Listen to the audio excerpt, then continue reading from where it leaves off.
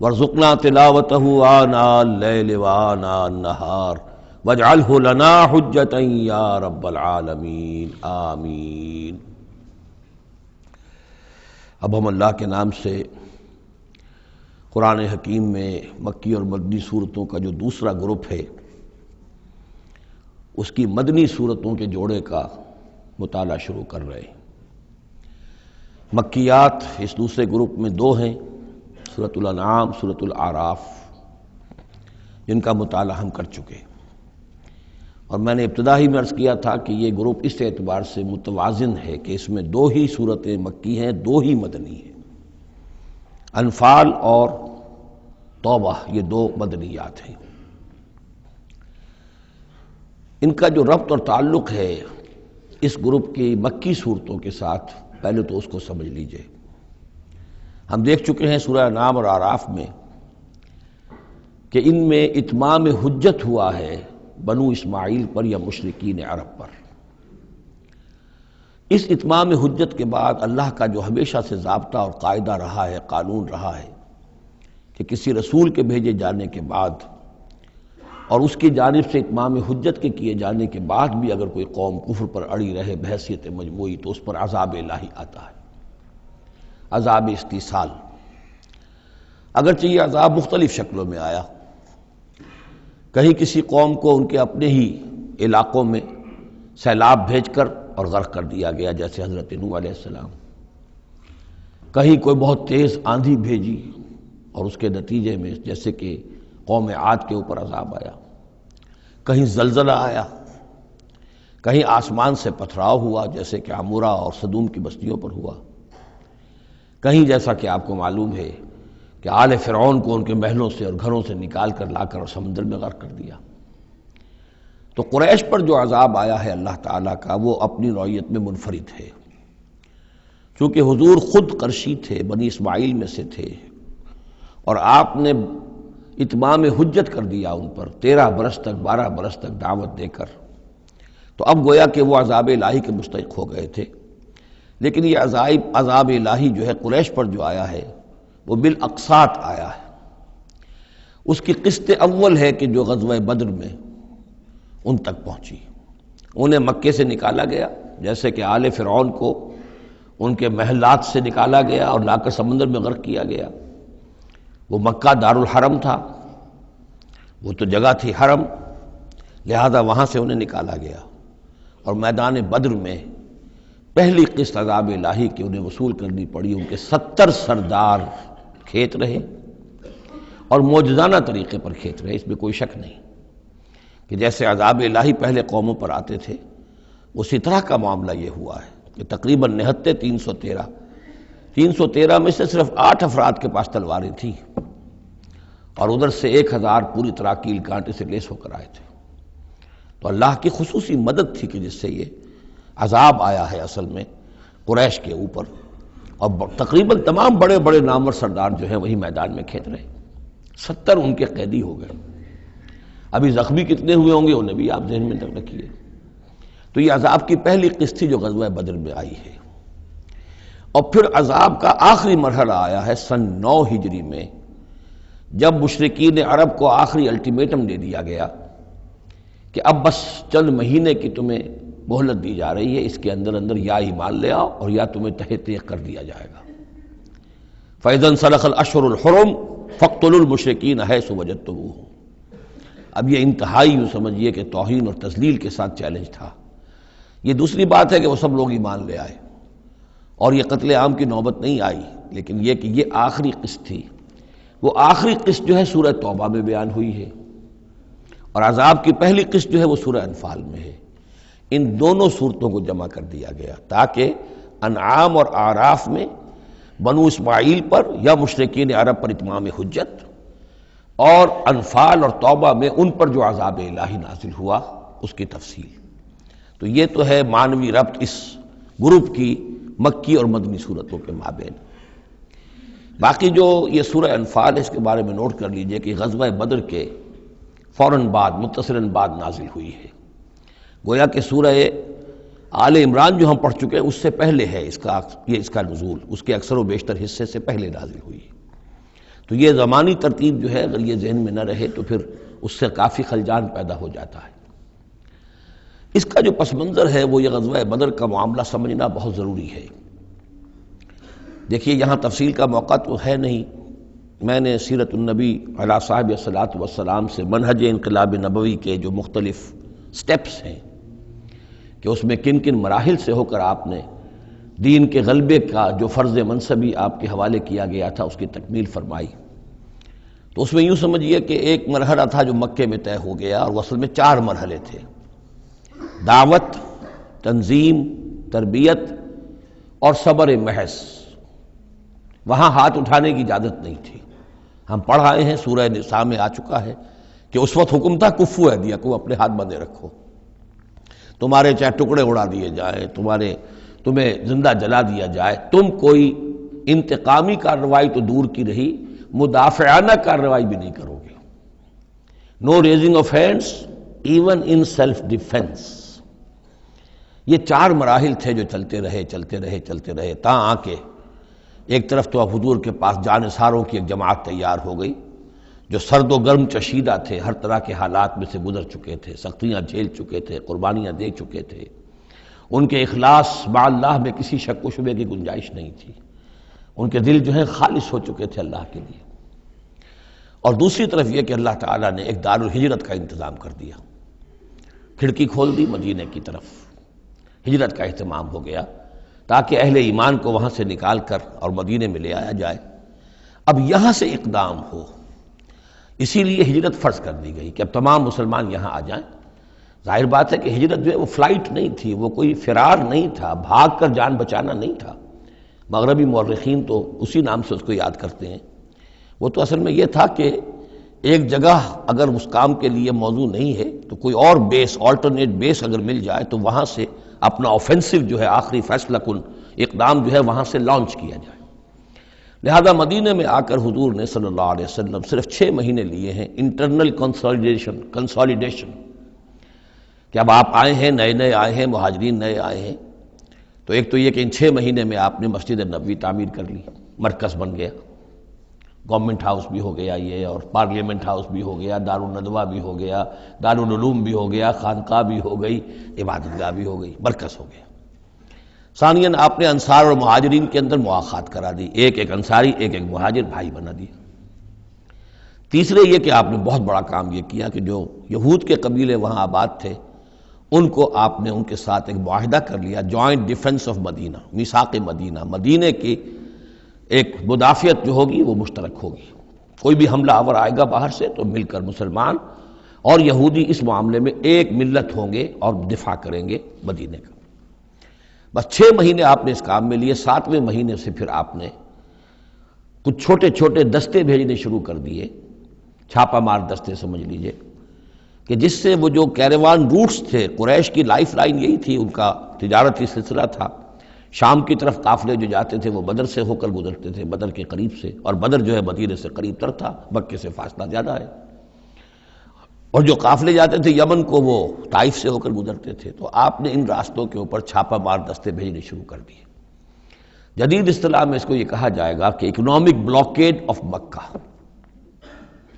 8 ایسی مہمیں غزوہ بدر سے پہلے ثابت ہیں 1.5 سال کے اندر۔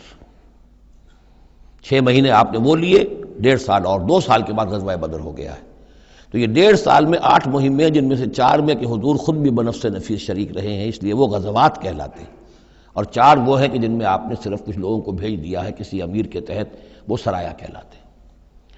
تو یہ جو صورتحال ہوئی، اور اس میں یہ بھی ہوا کہ حضور جہاں جاتے تھے خود تو وہاں کے قبائل سے آپ معاہدے کر لیتے تھے۔ اب یا تو وہ جو قبائل جو تھے مقامی، پہلے تو وہ قریش کے حلیف تھے، اب یا تو وہ حضور کے حلیف ہو گئے، مسلمانوں کے حلیف ہو گئے، تو قریش کی طاقت کم ہوئی، مسلمانوں کی بڑھ گئی، یا یہ ہے کہ وہ نیوٹرل ہو گئے کہ ہم نہ قریش کی مدد کریں گے آپ کے خلاف، نہ آپ کی مدد کریں گے قریش کے خلاف، نیوٹرل ہو گئے۔ اس سے بھی یہ ہے کہ قریش کا جو حلقہ اثر تھا، سیاسی زون آف پولیٹیکل انفلوئنس، وہ کم ہو رہا ہے۔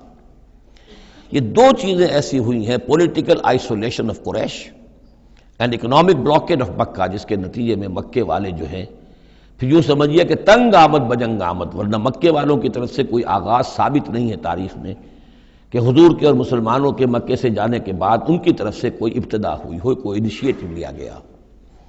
دو واقعات خاص طور پر ایسے ہو گئے کہ ایک چھوٹا سا آپ نے ایک دستہ بھیجا تھا نخلا، اور یہ نخلا جو ہے یہ مکے اور طائف کے مابین ہے، تو سمجھیے کس قدر فاصلے پر، اور وہاں مٹ بھیڑ ہو گئی۔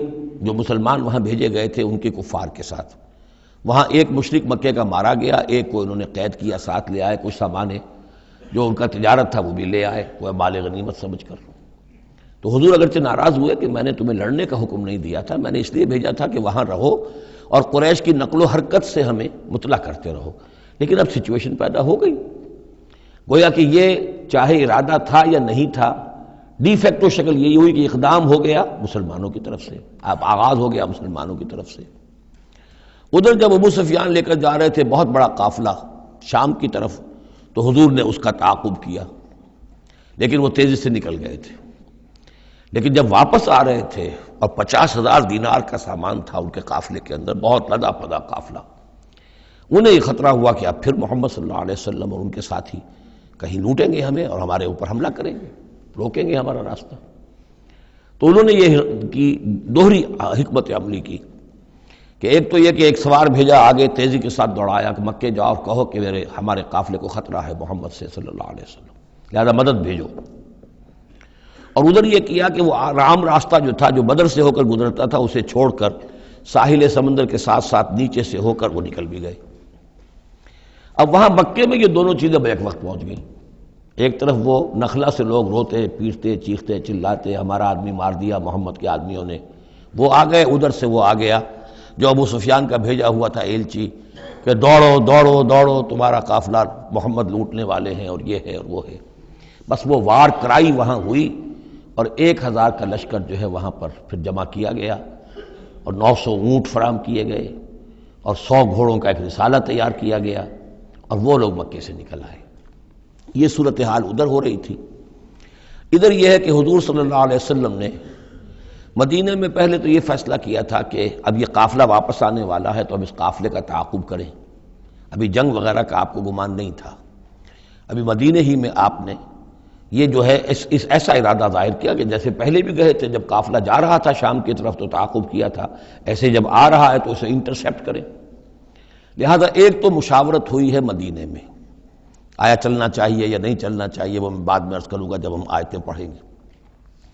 پھر جب کچھ لوگ نکل آئے اور یہ نہیں سمجھا گیا تھا کہ کوئی جنگ ہونی ہے، کوئی بڑا لشکر آ رہا ہے، اس وقت تک اطلاع نہیں تھی، اسی لیے بس جو جس کے ہاتھ میں آیا، کسی کے پاس نیزہ تھا، کسی کے پاس کچھ اور تھا، تلواریں 8 تھیں، گھوڑے کل 2 تھے، وہ چل پڑے۔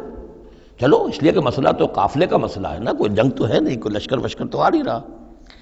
جب آپ کچھ سفر طے کر کے مقام صفرا تک پہنچ گئے تو وہاں وحی آ گئی اور آپ کو اطلاع بھی پہنچ گئی، اطلاع بھی پہنچ گئی کہ ابو جہل جو ہے 1,000 کا لشکر لے کر مکے سے چل پڑا ہے، اور وحی بھی آ گئی، اللہ نے بتا دیا کہ اے نبی اب یہ 2 شکلیں ہیں، جنوب سے مکے کی طرف سے ایک لشکر آ رہا ہے کیل کانٹے سے لیس ہے، شمال سے قافلہ آ رہا ہے، اور میرا یہ وعدہ ہے کہ ان دونوں میں سے ایک ضرور تم کو دے دوں گا، تم کو فتح حاصل ہو جائے گی، یہ میرے اہل ایمان کو بتا دیجئے اور ذرا مشورہ کیجئے۔ تو دوسری مشاورت جو ہے وہ مدینے سے نکل کر ہوئی ہے مقام صفرا میں۔ یہ اصل میں جو چیزیں اگر سامنے نہ ہوں تو پھر یہ بہت خلجان ہوتا ہے، اور اکثر لوگوں کو، مترجمین کو اور مفسرین کو بہت خلجان رہا ہے ان آیات کے سمجھنے میں۔ اور اس کے علاوہ جو ایک خلجان رہا ہے وہ یہ رہا ہے کہ ایک دور ہم پر ایسا گزرا ہے انگریز کے حکومت کے زمانے میں، اور خاص طور پر جب نئی مغربی سائنس اور مغربی تہذیب کا ہم پر حملہ ہوا ہے، تو چونکہ مغرب کے لوگوں نے یہ کہا کہ یہ اسلام تو تلوار سے پھیلا ہے، بوئے خون آتی ہے اس قوم کے افسانوں سے، تو ہمارے ہاں کچھ مخلص لوگ تھے، نیک لوگ تھے جو چاہتے تھے کہ اسلام کو اور حضور صلی اللہ علیہ وسلم کی سیرت کو بچائیں، اس کی دفاع کریں۔ انہوں نے کہا نہیں اسلام تلوار سے نہیں پھیلا، حضور نے تو جو جنگیں کی تھیں وہ صرف مدافعانہ تھیں، ان کے اوپر جنگ ٹھوس دی گئی تھی اور آپ نے کوئی اقدام نہیں کیا۔ اور ان میں سب سے بڑا کام کیا ہے ہندوستان میں مولانا علامہ شبلی نعمانی رحمۃ اللہ علیہ نے، میں ان کا نام ادب سے لوں گا اس لیے کہ سر سید احمد کے زیر اثر تھے، اور وہ جو جدید جو ابھی آیا تھا، جو مغربی افکار و خیالات اور تہذیب اور تمدن اور ویلیوز اور نظریات کا جو ریلا آیا تھا، اس کا مقابلہ کرنا آسان کام نہیں تھا۔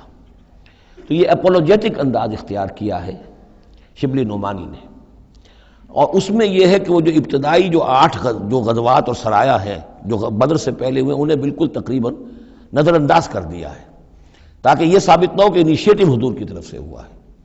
تو یہ چیز جو ہے میں سمجھتا ہوں کہ ایک خاص دور کا تقاضا تھی، وہ دور اب گزر چکا۔ اب اسلام کا یہ فکر کہ اسلام ایک مکمل دین ہے، یہ اپنا غلبہ چاہتا ہے، اور حضور کو بھیجا گیا تھا اس لیے کہ دین کو غالب کرے، اور دین کو غالب کرنے کی جد و جہد ایک انقلابی جد و جہد ہے۔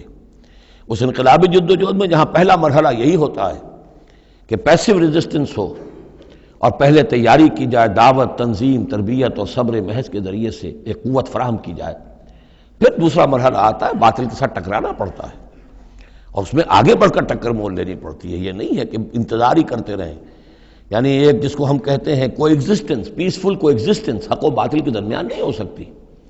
حق کیسے تسلیم کر سکتا ہے کہ باطل بھی موجود رہے؟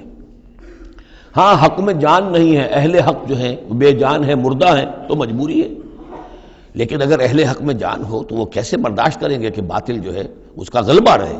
ہاں باطل جو ہے وہ نیچا ہو کر رہے، اگر وہ مغلوبیت کی شکل اختیار کر لے تو ٹھیک ہے، لیکن یہ کہ باطل کا غلبہ ہو اور اہل ایمان میں جان بھی ہو، تو یہ دو چیزیں جو ہیں یہ تو ایک دوسرے سے بالکل متضاد ہیں۔ جیسے حضرت ابوبکر نے فرمایا تھا ایبدل الدین وانا حی، کیا دین میں ترمیم کی جائے گی جبکہ ابھی میں زندہ ہوں؟ میرے جیتے جی دین کے اندر ترمیم، یہ ممکن نہیں ہے۔ تو وہی بندہ مومن کی شان ہونی چاہیے۔ تو اصل حقائق الحمدللہ بہت اچھی طریقے سے واضح ہو چکے ہیں۔ بہرحال اتنا پس منظر جو ہے جان لیجئے، اور ایک خاص اسلوب جو ہے اس سورہ مبارکہ کا، اگرچہ یہ تقریباً ایک خطبہ ہے مسلسل 10 رکوع ہے، لیکن اس میں ایک خاص مسئلے کو نکال کر پہلے درمیان شروع میں لے آئے ہیں۔ اس کی بحث آئے گی تقریباً وسط میں جا کر، لیکن اس اسلوب کو یہاں نوٹ کر لیجئے، وہ اس لیے کہ یہی اسلوب ہے جس سے ہمیں سمجھنے میں مدد ملے گی۔ سورہ توبہ کے جو ترتیب مضامین ہے وہاں بھی بہت اشکال ہے، اور بہت سے مترجمین کو جدید دور کے جو زیادہ محنت نہیں کر سکے ہیں بس ترجمہ مکمل کرنا انہوں نے اپنے پیش نظر رکھ لیا، تفسیر مکمل کرنی ہی ہے، لہذا وہ تیزی کے ساتھ وہ دقت نظر کا ثبوت نہ دے سکے تو اس میں بڑے خلجان پیدا کر دیے۔ وہ اسلوب کیا ہے کہ اس پوری بحث میں سب سے ایک نمایاں مسئلہ یہ ہو گیا تھا غزوہ بدر کے بعد کہ مال غنیمت پر مسلمانوں میں جھگڑا ہو گیا۔ پہلی جنگ تھی، غنیمت کی تقسیم کیسے ہوگی، اس کا قانون کیا ہے، اس کا ضابطہ کیا ہے، وہ معلوم نہیں تھا۔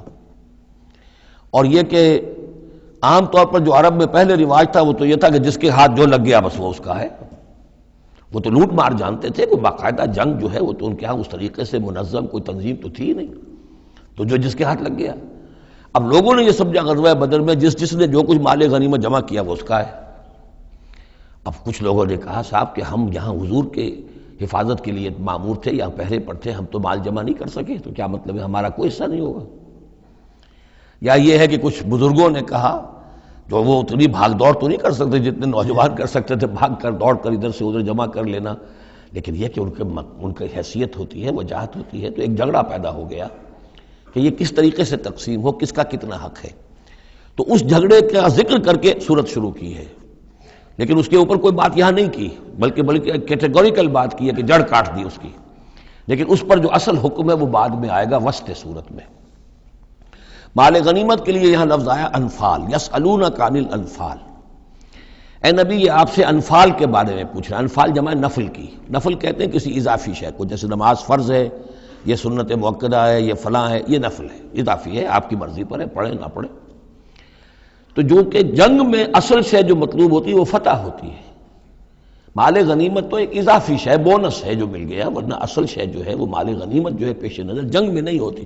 لوٹ مار میں اصل شے جو ہے وہ لوٹ مار کا مال ہوتا ہے، لیکن جب جنگ ہوتی ہے تو جنگ میں تو اصل چیز جو مقصود ہے وہ فتح ہے۔ تو اس حوالے سے مال غنیمت کو انفال کے لفظ سے تعبیر کیا گیا، یسألونک عن الانفال۔ اے نبی یہ آپ سے پوچھ رہے ہیں مال غنیمت کے بارے میں، قل الانفال للہ والرسول۔ پہلے تو جڑ کاٹ دی، مسئلہ کہہ دیں کہ یہ انفال کل کے کل اللہ اور اس کے رسول کے ہیں، تم میں سے کسی کا کوئی حق ہے ہی نہیں، لاؤ سب جمع کر دو۔ یہ فتح جو ہے تمہارے ہاتھوں نہیں آئی ہے، یہ اللہ کی خصوصی مدد سے آئی ہے، لہذا کسی کا کوئی حق نہیں۔ زیرو لیول پر لا کر پھر ان کو سنبھالنا آسان تھا، کہ جب معلوم ہو کہ سب کچھ ہاتھ سے دے کر، تو پھر تو ظاہر بات ہے کہ آدمی جو ہے جب ساری جاتی دیکھیے تو آدھی دیجے بانٹ والی بات ہے، پھر وہ کم کے اوپر بھی راضی ہو گئے۔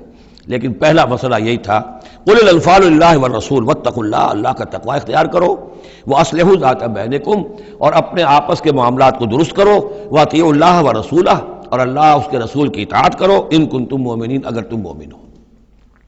گویا کہ جڑ ہی کاٹ دی، کسی کا کوئی حق اس میں ہے ہی نہیں، یہ سب اللہ اس کے رسول کے لیے، یعنی اسلامی ریاست کے لیے۔ اب یہاں جو آگے آیات آ رہی ہیں بڑی اہم ہے۔ بندہ مومن کی شخصیت کا جو حیولہ ہے اور بندہ مومن کی جو تعریف ہے، جامع ترین اور مختصر ترین الفاظ میں یہ آئی ہے سورہ حجرات میں۔ اس کے دو حصے ہیں، ایک تو ہے بندہ مسلم، مسلمان کے لیے تو 5 چیزیں ہیں، کلمہ شہادت، نماز، روزہ، حج، زکوٰۃ، لیکن حقیقی مومن کے لیے اس میں 2 اضافی چیزیں شامل کرنی پڑیں گی۔ وہ کیا ہیں؟ دلی یقین اور عملی جہاد۔ بندہ مومن کی شخصیت کے اندر یہ 2 رخ اور ہونے چاہیے۔ جو صرف مسلمان ہے، کلمہ شہادت، نماز، روزہ، حج، زکوٰۃ، بنی الاسلام علی 5، شہادت اللہ الہ الا اللہ وان محمد رسول اللہ واقام الصلاۃ وایتاء الزکوٰۃ وصوم رمضان وحج البیت۔ لیکن مومن، انما المؤمنون الذین آمنوا باللہ ورسولہ ثم لم یرتابوا، یقین والا ایمان، دل میں ایمان، وجاہدوا باموالہم وانفسہم فی سبیل اللہ، اور جہاد کریں اپنی جان اور مال کے ساتھ اللہ کی راہ میں۔ اب یہاں یوں سمجھیے کہ سورہ حجرات کی اس آیت نمبر 15 میں جو ڈیفینیشن آئی ہے، جیسے پرکار ہوتی ہے، پرکار کو کھول دیا۔ ایک حصے کی کیفیات کو یہاں اس سورہ انفال کے شروع میں لے آئے ہیں، اور دوسری جہاد والی کیفیات کو سورہ انفال کے آخر میں لے آئے ہیں۔ تو یہ پرکار یہاں کھلی ہوئی ہے اس ڈیفینیشن کی۔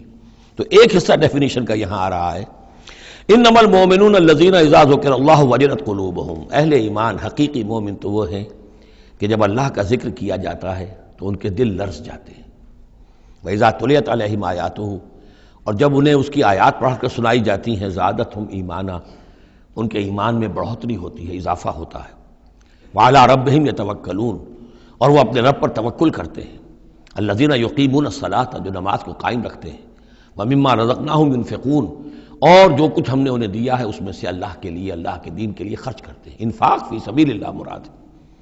اولئک ھم المؤمنون حقا، یہ وہ لوگ ہیں جو سچے مومن ہیں، حقیقی مومن ہیں۔ لیکن نوٹ کر لیجئے، یہ بھی ابھی آدھی ڈیفینیشن آئی ہے، اس سورہ مبارکہ کے آخر میں آئے گی، اور وہاں جا کے پھر یہی الفاظ آئیں گے۔ یہ آیت نمبر 74 ہے، والذین آمنوا وہاجروا وجاہدوا فی سبیل اللہ والذین آووا ونصروا اولئک ھم المؤمنون حقا لہم مغفرۃ ورزق کریم۔ اس کے بعد ایک آیت اور بعد میں ہے، سورت ختم ہو جاتی ہے۔ تو لاسٹ بٹ 1 آیت، اور ادھر پہلی کے بعد دوسری، ان 2 جگہ پر ایمان کے حقائق کو تقسیم کر کے، پرکار کو کھول کر، گویا کہ پوری سورت کو ان 2 کے درمیان میں لے لیا گیا ہے، گود میں لے لیا گیا ہے۔ ایمان کی ڈیفینیشن کے یہ 2 حصے جو ہیں ان کی گود میں۔ اب یہاں سے شروع ہو رہا ہے غزوہ بدر کا۔ کما اخرجک ربک من بیتک بالحق، جیسے کہ نکالا آپ کو اے نبی آپ کے رب نے آپ کے گھر سے حق کے ساتھ، یعنی آپ کا یہ بدر کی طرف روانہ ہونا جو ہے یہ اللہ تعالیٰ کی ایک اسکیم کا حصہ تھا، اللہ کی اپنی ایک تدبیر ہے۔ وَإِنَّ فَرِيقًا مِّنَ الْمُؤْمِنِينَ لَكَارِهُونَ، اہل ایمان میں سے کچھ لوگ اسے پسند نہیں کر رہے تھے۔ یہ کون لوگ تھے؟ یہ ہے وہ پہلی مشاورت جو مدینہ ہی میں ہوئی ہے۔ ان میں ظاہر بات ہے مدینہ میں منافق بھی تھے، جن کا خیال یہ تھا لڑنے بھیڑنے کا، لوٹ مار کرنے کا، یہ کوئی فائدہ ہے بھلا؟ بس اچھی تبلیغ کرنی چاہیے، اچھی بات کہنی چاہیے، نیک بات کہنی چاہیے، یہ کیا طریقہ ہے؟ منافقین کا ایلیمنٹ موجود تھا جو اس کو پسند ہی نہیں کرتے تھے، اس لیے کہ جنگ کا سلسلہ چل نکلا تو ہمیں بھی جانا پڑے گا، ہماری جان اور مال کے اوپر بھی آنچ آئے گی، تو نپ دی ایول ان دی بڈ، اس سے تو بہتر ہے کہ اس کو یہیں پر ختم کرو۔ اس اعتبار سے ویسے بھی کچھ انسانی فطرت ایسی ہوتی ہے، کچھ نیک سرشت لوگ بھی ہوتے ہیں کہ آخر اس سے کیا فائدہ نکلے گا؟ ابھی کوئی خاص جو ہے قریش کی طرف سے تو اقدام ہوا نہیں تھا، ہم آگے بڑھ کر جو ہے یہ جو بات اقدام کر رہے ہیں تو آخر اس کا فائدہ کیا ہے؟ تو یہ اس قسم کی باتیں اس وقت کہی گئیں۔ ان فریقا من المؤمنین لکارہون، اب یہ مومنین ان میں سے اہل نفاق بھی ہو سکتے ہیں اور سادہ لوگ اور نیک دل جو مسلمان ہیں وہ بھی ہو سکتے ہیں۔ یجادلونک فی الحق بعد ما تبین کانما یساقون الی الموت وهم ینظرون، اور وہ جھگڑ رہے تھے آپ سے حق کے معاملے میں، جبکہ بات ان پر بالکل واضح ہو چکی تھی۔ یہ دوسری آیت میرے نزدیک جو دوسری مشاورت ہوئی ہے مقام صفرا پر، اس سے متعلق ہے۔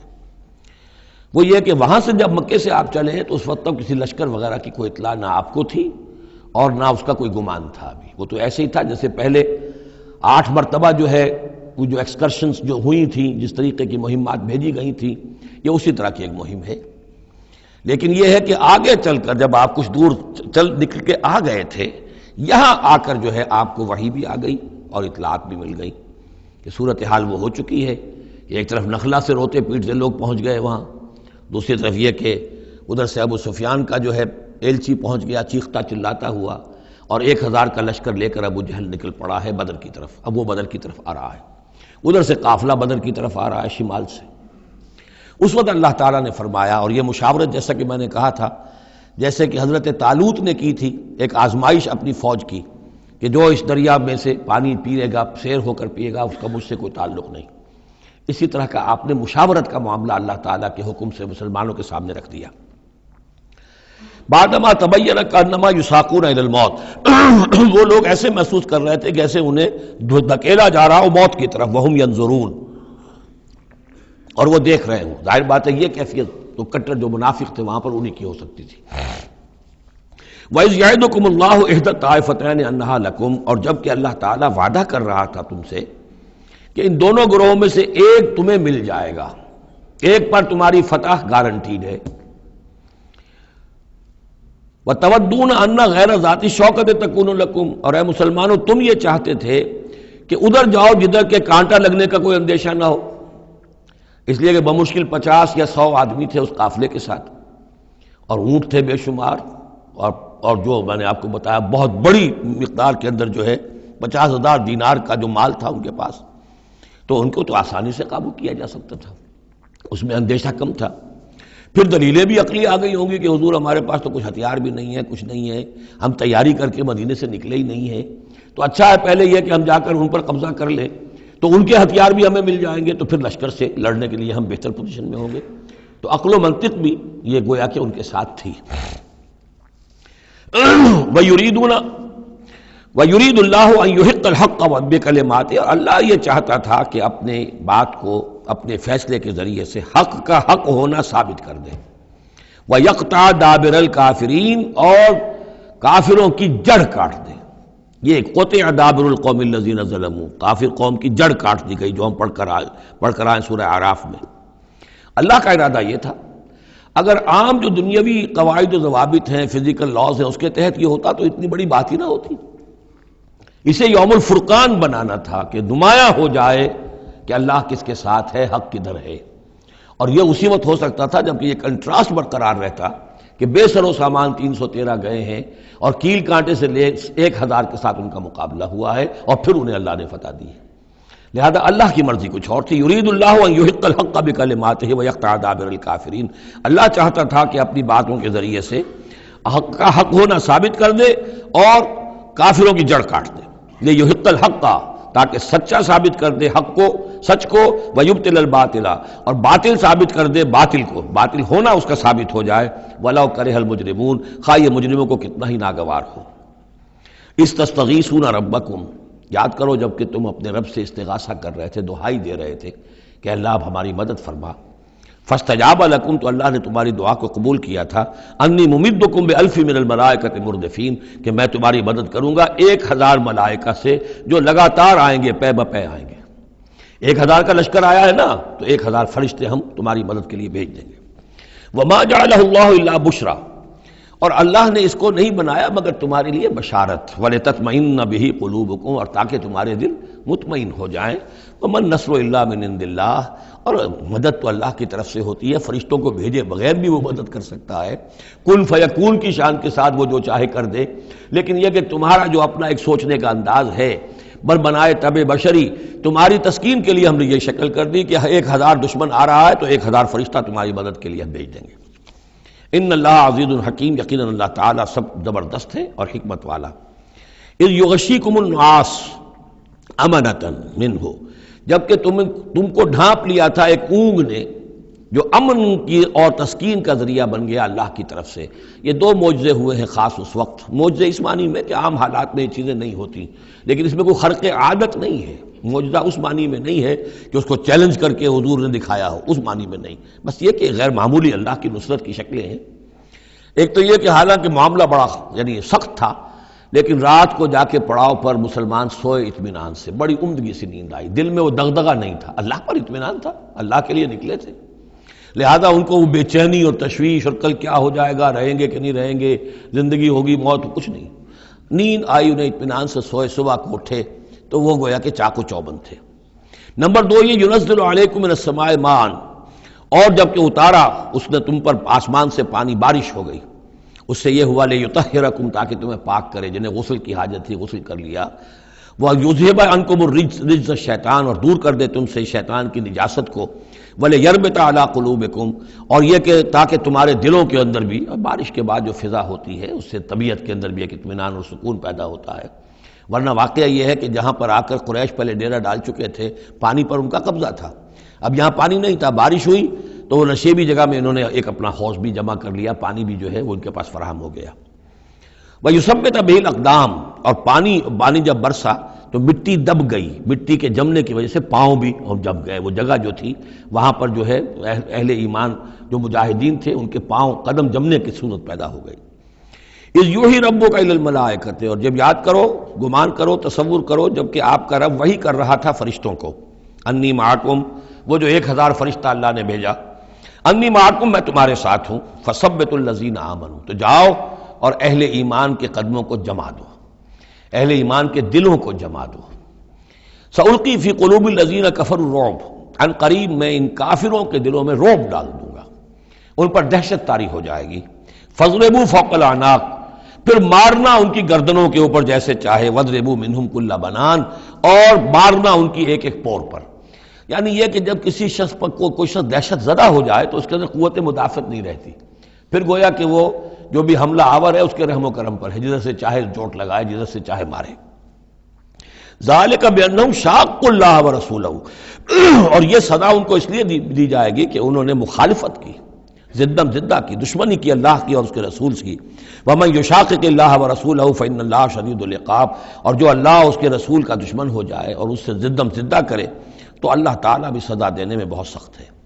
ذالکم فذوقوہ، دیکھو اب یہ قریش سے خطاب ہے، ذالکم فذوقوہ، دیکھو یہ آگے پہلی قسط وصول کرو، چکھ لو اس کو، وَأَنَّ لِلْكَافِرِينَ عَذَابَ النَّارِ، اور ابھی جو تمہارے یہ کھینچ رہے ہیں ان کی سزا یہی ختم نہیں ہو گئی ہے، ان کے لیے جہنم کا عذاب ہے۔ یا ایھا الذین آمنوا اذا لقیتم الذین کفروا زحفا، اہل ایمان جب تمہارا مقابلہ ہو جائے کافروں سے میدان جنگ میں، یہ زحف کہتے ہیں جبکہ باقاعدہ دو لشکر ایک دوسرے کے سامنے مد مقابل بن کر آئیں، ایک چھاپا مار جنگ ہوتی ہے، جیسی کہ 8 جو پہلی اس سے مہمیں تھیں وہ جنگ کی شکل نہیں تھی بلکہ وہ مہمیں تھی چھاپا مار، لیکن اب یہ پہلی مرتبہ جنگ ہوئی ہے، لہذا اس کے حوالے سے بات ہو رہی ہے۔ یا ایھا الذین آمنوا اذا لقیتم الذین کفروا زحفا فلا تولوہم الادبار، تو تم ان کو پیٹھ مت دکھاؤ، پیٹھ مت موڑو، مطلب یہ کہ کھڑے رہو، ڈٹے رہو، مقابلہ کرو، جان چلی جائے لیکن یہ کہ پیچھے قدم نہ ہٹے۔ وَمَن يُوَلِّهِمْ يَوْمَئِذٍ دُبُرَهُ، اور جو کوئی بھی اس روز اپنی پیٹھ دکھا دے گا یعنی میدان جنگ سے بھاگے گا، دو استثناءات کے ساتھ، الا متحرفا لقتال، سوائے اس کے کہ یا تو وہ کوئی داؤ لگا رہا ہو جنگ کے لیے، جیسے دو آدمی بھی جنگ کرتے ہیں اور تلوار اور اس کے ساتھ، تو کوئی ذرا ادھر ہٹتا ہے، پیچھے کو ہٹتا ہے، وہ بھاگنا نہیں ہوتا بلکہ وہ تو در حقیقت ایک ٹیکٹیکل موو ہے، وہ تو ایک اپنے داؤ کے لیے ذرا پیچھے ہٹنا، اب اس وقت میسرہ کو پیچھے کر لیا جائے اور جو میمنہ ہے اسے آگے بڑھایا جائے، یہ بات اور ہے۔ اور متحیزا الی فئۃ، یا یہ کہ کوئی اور جمعیت ہے جس کی طرف جا کر ملنا ہے اور اس کے لیے ریٹریٹ ہو رہی ہے، تو آرڈرلی ریٹریٹ یہ ایک علیحدہ شے ہو جائے گی اور ٹیکٹیکل موو یہ علیحدہ شے ہو جائے گی۔ تو آرڈرلی ریٹریٹ اور ٹیکٹیکل موو، ان دو کے سوا اگر کوئی بھگدڑ کے اندر کوئی جان بچا کر بھاگا فقط باب غضب من اللہ، تو اس نے تو اللہ کا غضب جو ہے وہ کما لیا۔ ومأواہ جہنم، اس کا ٹھکانہ جہنم ہوگا، وبئس المصیر، اور وہ بہت ہی برا ٹھکانہ ہے۔ اب یہاں وہ بات آ گئی، فلم تقتلوہم، اے مسلمانوں تم نے انہیں قتل نہیں کیا، ولکن اللہ قتلہم، اللہ نے انہیں قتل کیا۔ ویسے تو یہ کہ فاعل حقیقی اللہ ہے، ہم جو کام بھی کرتے ہیں اور جس شے کے اندر بھی کوئی تاثیر ہے وہ اللہ ہی کی وجہ سے، لا فاعل فی الحقیقت ولا مؤثر الا اللہ۔ عام حالات میں بھی یہ، لیکن یہ خاص حالات تھے جن میں اللہ تعالیٰ کی خصوصی مدد آئی ہے۔ فلم تقتلوہم ولکن اللہ قتلہم وما رمیت اذ رمیت ولکن اللہ رما۔ اور اے نبی، آپ نے بھی جو کنکریوں کی مٹھی بھر کر پھینکی تھی، آپ نے کنکریاں لیں اپنی مٹھی میں اور پھینکا کفار کے لشکر کی طرف، شاہت الوجوہ، چہرے جو ہیں بگڑ جائیں۔ تو یہ پتہ نہیں کہاں تک اللہ نے ان کنکریوں کو پہنچایا ہے۔ تو فرمایا، اور آپ نے جب وہ کنکریوں کی مٹھی پھینکی تھی، ما رمیت اذ رمیت، آپ نے نہیں پھینکی تھی، ولکن اللہ رما، یہ تو اللہ تعالیٰ نے پھینکی تھی۔ ہاتھ ہے اللہ کا، بندہ مومن کا ہاتھ۔ وَلِيُبْلِيَ الْمُؤْمِنِينَ مِنْهُ بَلَاءً حَسَنًا، تاکہ اللہ تعالیٰ اہل ایمان کے جوہر نکھارے، ان کے اندر کی چھپی ہوئی جو صلاحیتیں ہیں، مخفی ہیں، انہیں اجاگر کرے۔ یہ ذرا نوٹ کر لیجئے، بلا یبلو کے معنی ہوتا ہے آزمانا، تکلیف میں ڈال کر کسی آزمائش میں۔ ابلا یبلی جب یہ باب افعال سے آتا ہے تو کسی کے جوہر کو نکھارنا، کسی کی جو خابیدہ جو ہے اس کی صلاحیتیں ان کو ابھارنا، یہ ہے ابلا۔ لیبلی المؤمنین منہ بلاء حسنا، تاکہ اللہ تعالیٰ خوب اہل ایمان کے اوپر ان کے جو ہے جوہر نکھارے۔ ان اللہ سمیع علیم، یقیناً اللہ سب کچھ سننے والا اور جاننے والا ہے۔ ذالکم وان اللہ موہن کید الکافرین، یہ تو ہو چکا۔ اب اس جنگ کا جو نتیجہ تھا قریش تم نے دیکھ لیا، لیکن آئندہ بھی سمجھ لو اللہ تعالیٰ کافروں کے تمام چالوں کو ناکام بنا دے گا۔ یہ اہل ایمان سے بھی خطاب ہو گیا اور یہ کہ کفار کے لیے بھی، اور پھر کفار سے خطاب ہے، ان تستفتحوا فقد جاءکم الفتح۔ اصل میں ابو جہل جو لشکر کا وہ سمجھیے کمانڈر ان چیف کی حیثیت سے آیا تھا، اسے اتنا یقین تھا کہ میں نے اتنی تیاری کی ہے، اتنا ساز و سامان ہے کہ ہم مسلمانوں کو کچل کر رکھ دیں گے۔ تو پہلے سے پروپیگنڈا شروع کر دیا تھا، یہ یوم الفرقان ہوگا، یہ پتہ چل جائے گا اللہ کس کے ساتھ ہے۔ اللہ کو تو وہ بھی مانتے تھے، اللہ کے ساتھ دیویوں دیوتاؤں کو مانتے تھے نا، اللہ کے منکر تو نہیں تھے، لیکن یہ کہ ادھر اللہ ہی اللہ تھا، ادھر اللہ کے ساتھ اور منات اور دیوتا اور وہ بھی تھے، تو یہ کہ اللہ کس کے ساتھ ہے یہ ثابت ہو جائے گا۔ یعنی وہ اتنا یقین تھا اسے، جیسے 65 کی جنگ میں لاہور، فال آف لاہور دکھا دیا گیا BBC ٹیلی ویژن کے اوپر، ہو چکا لاہور جو ہے اس پر تو بھارتی فوج کا قبضہ ہو چکا، اتنا یقینی تھا۔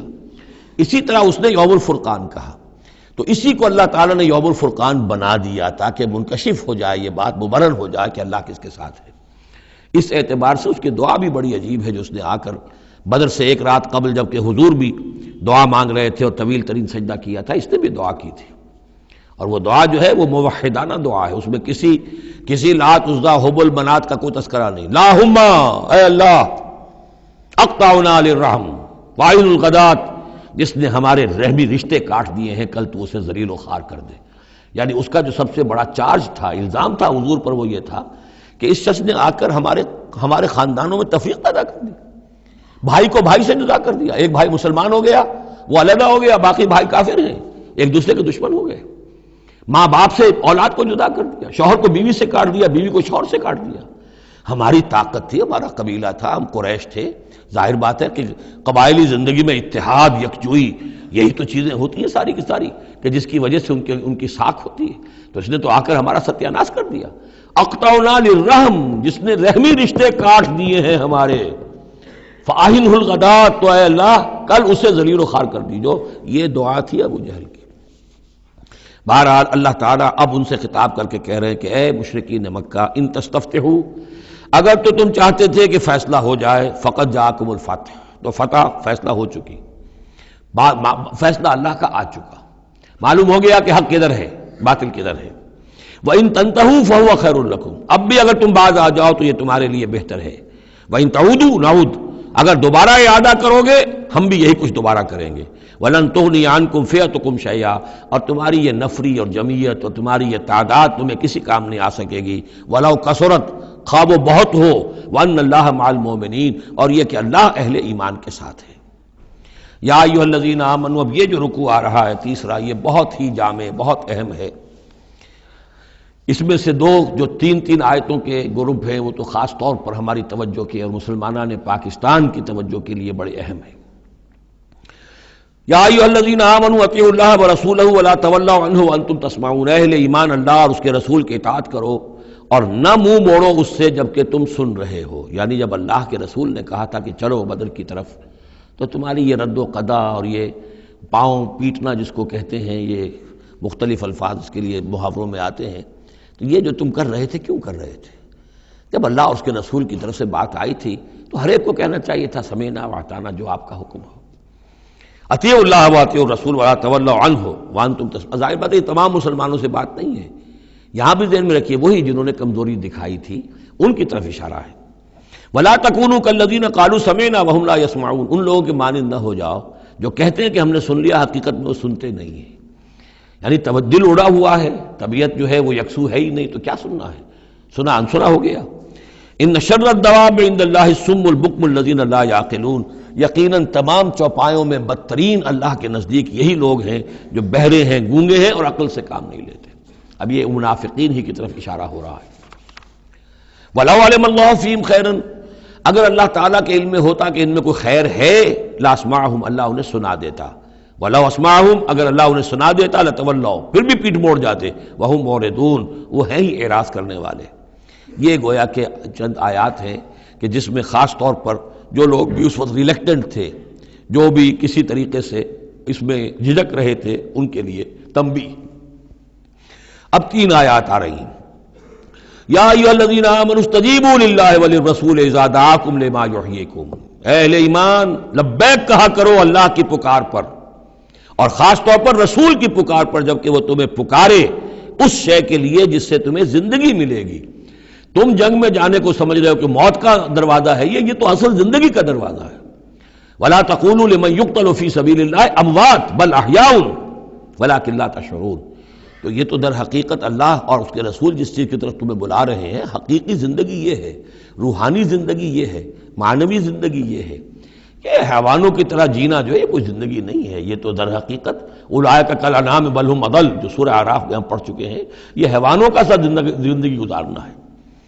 استجیبوا للہ وللرسول اذا دعاکم لما یحییکم وَاعْلَمُوا أَنَّ اللَّهَ يَحُولُ بَيْنَ الْمَرْءِ وَقَلْبِهِ، اور جان لو اللہ تعالیٰ بندے اور اس کے دل کے درمیان حائل بھی ہو جایا کرتا ہے۔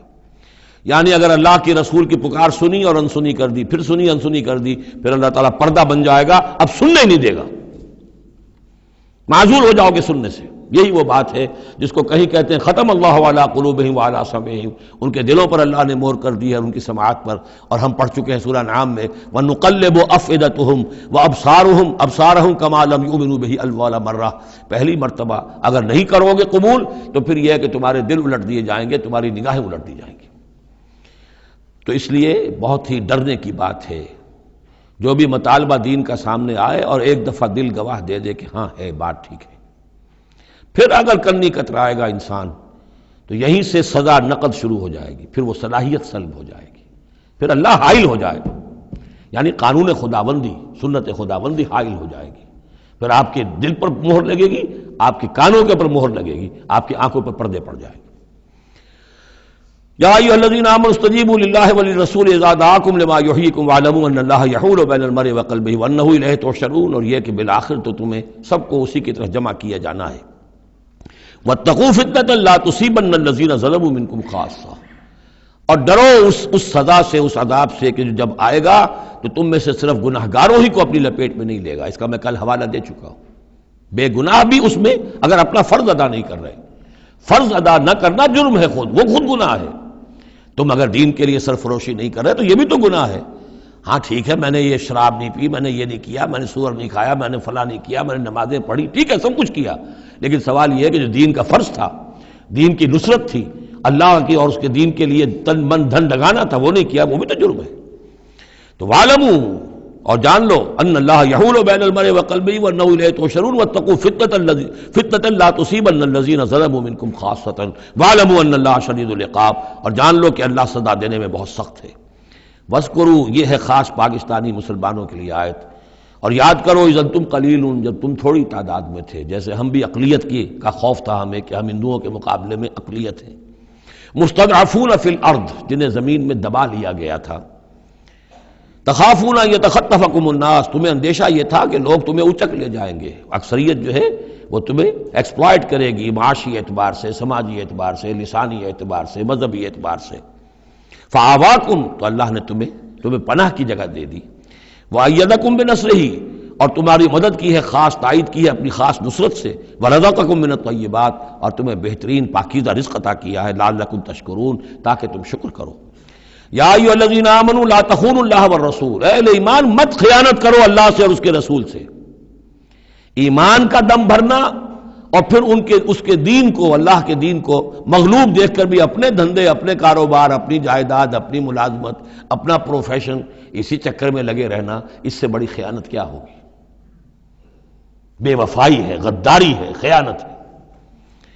لا تخونوا اللہ والرسول، اللہ اور اس کے رسول کے ساتھ خیانت نہ کرو، وتخونوا اماناتکم وانتم تعلمون، اور نہ ہی اپنی آپس کی امانتوں میں خیانت کرو۔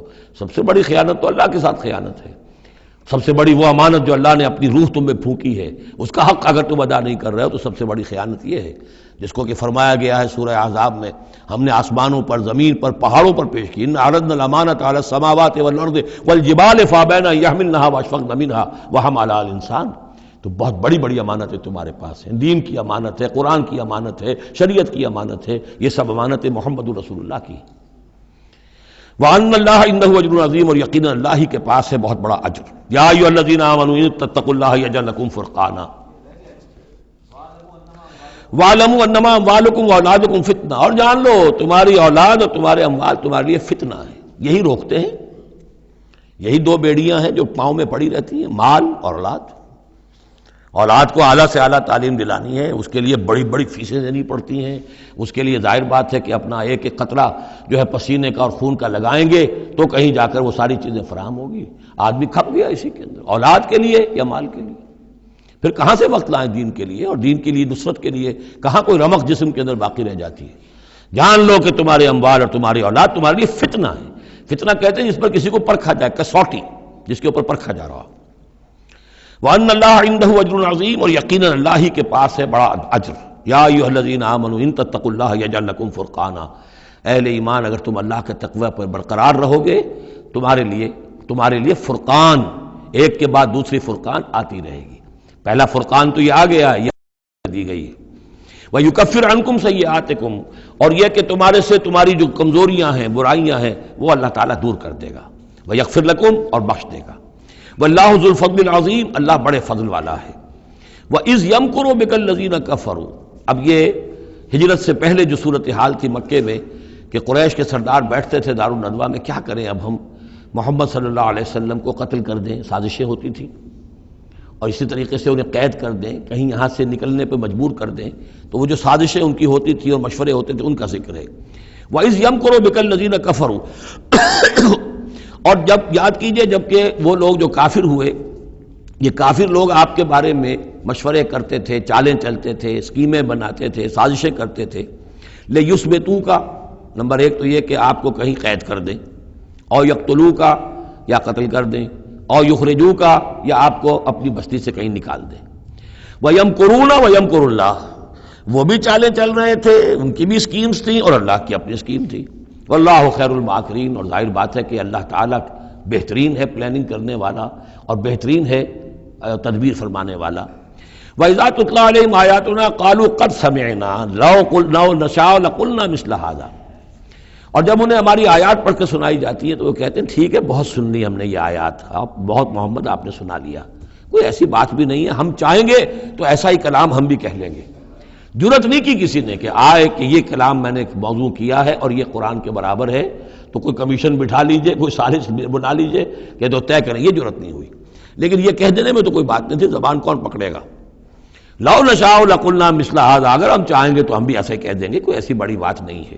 یہ نضر بن حارث تھا کہ جس کی طرف یہ الفاظ منقول ہیں تاریخ اور سیرت میں۔ ان هذا الا اساطیر الاولین، یہ نہیں ہے یہ مگر یہ کہ پچھلوں کی کہانیاں ہیں، قصے ہیں، جیسے آج بھی مستشرقین کہتے ہیں کہ کچھ تورات سے کچھ انجیل سے محمد نے لے لیا جوڑ جاڑ کر اور یہ قرآن بنایا ہے۔ اب تو خیر وہ دور ذرا بدل گیا ہے، یہ ذرا پچھلی صدی کی بات تھی، اس دور میں لوگ اس قسم کی باتیں زیادہ کرتے تھے۔ وَإِذْ قَالُوا اللَّهُمَّ إِن كَانَ هَذَا هُوَ الْحَقُّ، اور وہی بات جو میں نے آپ کو بتائی تھی کل بھی کہ ان قریش کے لیے سب سے بڑا مسئلہ اپنے عوام کو سنبھالنے کا ہو گیا تھا، کیسے روکیں ان کو کہ یہ محمد صلی اللہ علیہ وسلم کا ایمان نہ لائیں۔ اس کے لیے جو اور تدبیریں وہ کرتے تھے اسی کی طرح کی ایک تدبیر کا ذکر آ رہا ہے۔ مجمع عام میں کھڑے ہو کر دعائیں مانگ رہے ہیں کہ اے اللہ، اگر یہ جو کچھ محمد کہہ رہے ہیں اگر یہ حق ہے اور تیرے پاس سے آیا ہے یہ قرآن، فامطر علینا حجارۃ من السماء وَإِذْ قَالُوا اللَّهُمَّ إِنْ كَانَ هَذَا هُوَ الْحَقَّ مِنْ عِنْدِكَ، اگر یہ ہے حق تیری طرف سے، فامطر علینا حجارۃ من السماء، تو برسا دے ہم پر پتھر آسمان سے، اب ائتنا بعذاب الیم، یا پھر بھیج دے ہم پر کوئی عذاب۔ اب عذاب آیا نہیں، دیکھ لو، اس کا مطلب یہ کہ یہ محمد جھوٹے ہیں صلی اللہ علیہ وسلم۔ ہم نے تو کہہ دیا، اللہ کو پکار کر کہہ دیا، ہو سکتا ہے کبھی کعبے کے پردے پکڑ کر کہا ہو اسی طریقے سے، تاکہ پورا یقین ہو جائے، کسی درجے میں بھی ہمارے عوام کے اندر کوئی وسوسہ، کوئی دغدغہ باقی نہ رہے۔ وَمَا كَانَ اللَّهُ لِيُعَذِّبَهُمْ، اور اللہ تعالیٰ انہیں عذاب نہیں دے سکتا تھا، اللہ کے لیے ممکن نہیں تھا کہ ان پر عذاب بھیجتا، وَأَنْتَ فِيهِمْ، جبکہ ابھی اے محمد آپ ان کے مابین موجود تھے۔ ہجرت سے پہلے معاملہ نہیں ہوا کرتا یہ، اللہ اپنے رسول کو ان کے ساتھی اہل ایمان کو نکال لیتا ہے، اس کے بعد کوئی عذاب اس نوعیت کا آتا ہے جس نوعیت کا وہ عذاب مانگ رہے تھے۔ وَأَنْتَ فِيهِمْ وَمَا كَانَ اللَّهُ مُعَذِّبَهُمْ، اللہ ان کو عذاب دینے والا نہیں تھا، وَهُمْ يَسْتَغْفِرُونَ، جبکہ وہ استغفار بھی کر رہے تھے۔ یعنی اسی مکے میں عوام الناس بھی تو تھے، سادہ لوگ بھی تو تھے، وہ استغفار بھی کرتے تھے، تلبیہ بھی پڑھتے تھے، لبیک اللہم لبیک لبیک اللہم لبیک، یہ بھی تو کرتے تھے، اللہ کو بھی پکارتے تھے۔ تو بڑا گڑبڑ سا معاملہ تھا، جب تک کہ اللہ تعالیٰ یمیز الخبیث من الطیب کر نہ دے، اس وقت تک اس طرح کا معاملہ اللہ تعالیٰ کے لیے درست نہیں تھا۔ وَمَا لَهُمْ أَلَّا يُعَذِّبَهُمْ، باقی وہ عذاب کے پورے طور سے مستحق تو ہو چکے ہیں، اور کیا ہے وہ کون سی رکاوٹ ہے ان کے لیے؟ مَا لَهُمْ أَلَّا يُعَذِّبَهُمُ اللَّهُ، کہ اللہ تعالیٰ ان کو عذاب نہ دے، وَهُمْ يَصُدُّونَ عَنِ الْمَسْجِدِ الْحَرَامِ، جبکہ وہ روک رہے ہیں مسجد حرام سے لوگوں کو، وَمَا كَانُوا أَوْلِيَاءَهُ، اور حقیقت میں یہ اس کے متولی نہیں ہے، یہ اس کے مختار نہیں ہے، یہ اس کے ساتھی نہیں ہے۔ ان اولیاءہ الا المتقون، اس اللہ کے گھر کے تو ولی اور اس کے جو اصل مجاور کہہ لیجئے یا متولی کہہ لیجئے، وہ تو ہوں گے متقی لوگ جو اللہ کا تقوی رکھتے ہوں، اللہ کی بندگی کرتے ہوں۔ ولکن اکثرهم لا يعلمون، لیکن ان کی اکثریت علم نہیں رکھتی۔ وما كان صلاتهم عند البيت، اور انہوں نے جو نماز کا حلیہ بگاڑا ہے، نہیں ہے ان کی نماز بیت اللہ کے پاس الا مقام و تصدیہ، سیٹیاں بجاتے ہیں، تالیاں پیٹتے ہیں، یہ ان کی نماز رہ گئی ہے۔ طواف کرتے تھے تو اس میں سب سے اونچا طواف تھا برہنہ طواف، اور نماز جو تھی ان کی وہ یہ تھی، سیٹیاں بجاتے ہوئے۔ جیسے کہ آپ کو معلوم ہے کہ بعض علاقوں میں مسجدوں کے اندر جب وہ میلاد کی محفلیں ہوتی ہیں تو اس کے اندر ڈھول اور ڈھمک کا، یہ میں نے سنا ہے کہ خاص طور پر افریقہ کے بعض ممالک میں کام ہوتا ہے۔ یہ اللہ کا شکر ہے اس حد تک کم سے کم یہ کہ بر عظیم پاک و ہند کے اندر جو بھی صورت ہوئی ہے وہ یہ مسجد کے اندر یہ خرافات نہیں ہوئی ہے، باقی باہر ہو رہی ہے جو بھی ہو رہی ہے۔ تو انہوں نے نماز کی بھی شکل یہ بنا دی تھی، فذوقوا العذاب بما کنتم تکفرون، تو اب چکھو مزہ عذاب کا اپنے کفر کی پاداش میں۔ ان الذین کفروا ينفقون اموالهم لیصدوا عن سبیل اللہ، ظاہر بات ہے یہ لشکر آیا تھا تو اس کے لیے بھی تو لاؤ لشکر تیار کرنا پڑا تھا نا، ساز و سامان، 900 اونٹ، 1000 آدمیوں کے لیے راشن بھی چاہیے تھا، مکے سے چل کے مدینے تک آنا ہے، جنگ میں رہنا ہے، تو یہ 10 اونٹ روزانہ جو ہے ذبح ہو رہے تھے اس فوج کے لیے۔ تو یہ سارا جو انفاق کیا ہے کچھ لوگوں نے کیا ہے نا، جو باطل کے لیے انفاق کر رہے تھے، شیطان کے لیے، وہ حزب الشیطان جو ہے، آخر وہ بھی تو مجاہد تھے، وہ مجاہد تھے فی سبیل الشیطان، فی سبیل الشرک۔ تو جو خرچ کر رہے ہیں اپنے مال لیصدوا عن سبیل اللہ، تاکہ لوگوں کو روک سکیں اللہ کے راستے سے، فسینفقونھا، وہ اور بھی خرچ کریں گے، ابھی انہیں اور بڑے لشکر تیار کرنے پڑیں گے، ثم تکون علیہم حسرۃ، پھر یہ سب ان کے لیے ایک حسرت بن جائے گی۔ سب کچھ مال بھی ہم نے لگا دیا، ساری جانیں ہم نے گنوا دی، کچھ نہ ہوا، محمد کا بال بیکا نہ کر سکے صلی اللہ علیہ وسلم، اللہ کا دین تو جاء الحق وزهق الباطل ان الباطل کان زہوقا، ایک وقت آئے گا کہ اللہ کا دین جو ہے غالب ہو جائے گا۔ ثم یغلبون، پھر وہ مغلوب ہو کر رہیں گے، والذین کفروا الی جہنم یحشرون، اور جو ان میں سے کافر ہوں گے، جو اس وقت ایمان لے آئیں گے اللہ تعالیٰ ان کو معاف فرما دے گا، اور جو کفر پر اڑے رہیں گے وہ جہنم کی طرف گھیر کر لے جائے جائیں گے۔ لیمیز اللہ الخبیث من الطیب، یہ بات جو ہے سورہ آل عمران میں بھی آئی، تاکہ اللہ تعالیٰ پاک کو ناپاک سے علیحدہ کر دے، ممیز کر دے۔ وَيَجْعَلَ الْخَبِيثَ بَعْضَهُ عَلَى بَعْضٍ، اور جو ناپاک ہے اس کو ایک دوسرے کے اوپر سٹیک کرتا چلا جائے، فَيَرْكَمُهُ، اس کا ڈھیر کر دے جمیعاً، اور ان کو سب کو فیجعلہ فی جہنم، اور سب کو پھر جہنم میں جھونک دے۔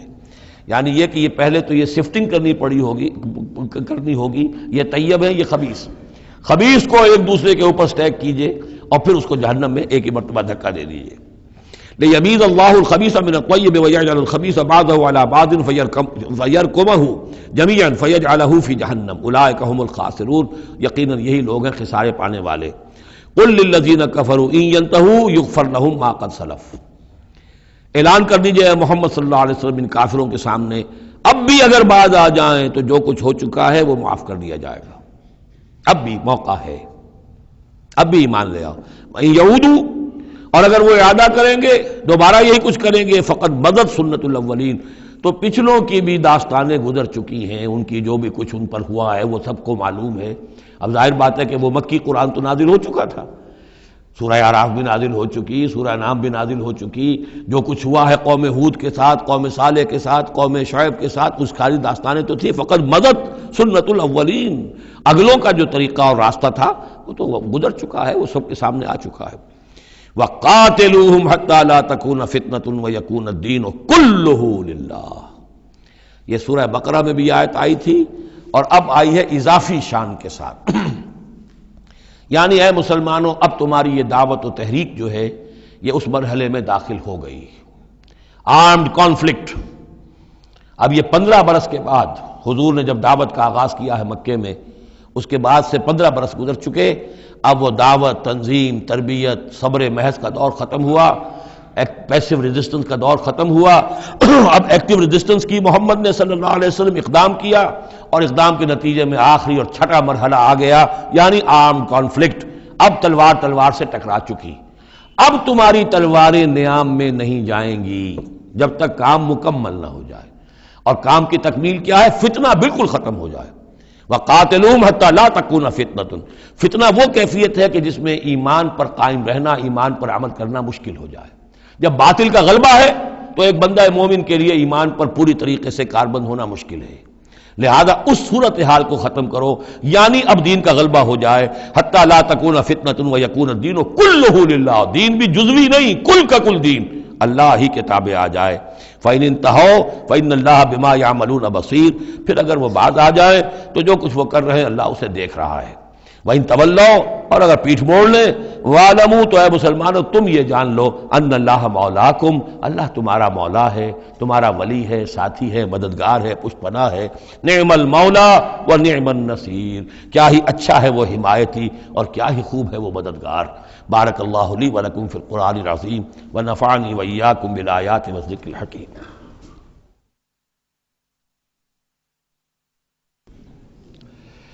اعوذ باللہ